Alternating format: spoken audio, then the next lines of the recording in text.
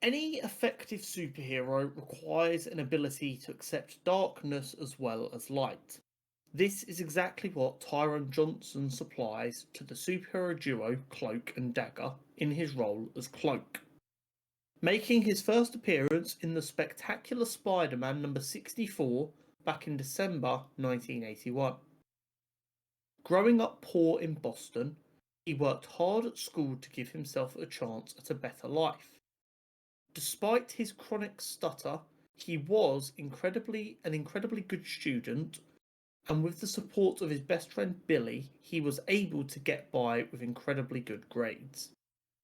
However, after they were out late one night, they witnessed a robbery gone wrong that ended in a fatal shooting of a shop worker. When the police arrived, fearing they'd be blamed, Billy attempted to run for it. However, because of Tyrone's stutter, before he could say anything, his friend was shot dead. This grief and anguish and feeling of responsibility for his friend's death caused Tyrone to run away to New York City. It was at the Manhattan Port Authority bus terminal Tyrone encountered Tandy Bowen, a fellow runaway, for the first time. When she was robbed, Tyrone intervened and saved her, which caused them to become friendly, and it was this moment that changed Tyrone's life forever. Now feeling responsible for this naive rich girl, especially when she accepted shelter from some sketchy men, Tyrone felt obligated to go along with her as a precaution. Sadly for them, it was indeed a setup. Dr. Simon Marshall was a scientist for the Magia crime family, who had been tasked with creating a new synthetic drug to replace heroin in the city and allow the Magia family to control the production, distribution, and sale of this new synthetic drug. Unfortunately, things were not going well, as this new synthetic drug kept on killing the runaways and homeless people they had been testing it on. That was until Tyrone and Tandy were drugged. The drug interacted with them in a way that didn't kill them, but instead gave them superpowers.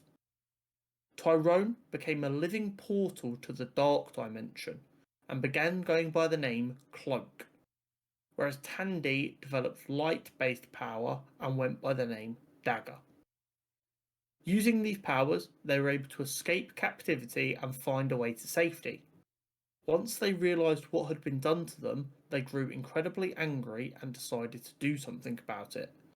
So they declared a war on drugs and drug crime in New York City, and they became brutal and merciless vigilantes targeting the Magia and Dr. Marshall specifically.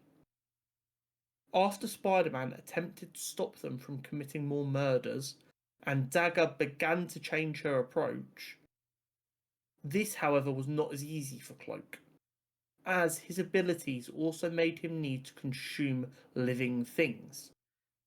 It was at this point they realised that Dagger could feed him her light to stave off this need.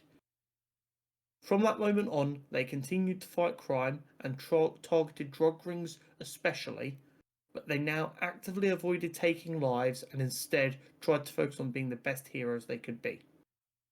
Teaming up with the New Mutants, Spider-Man and Doctor Strange on a semi-regular basis and battling the likes of Doctor Doom, Mephisto and more, they aren't street heroes because that's all they can do.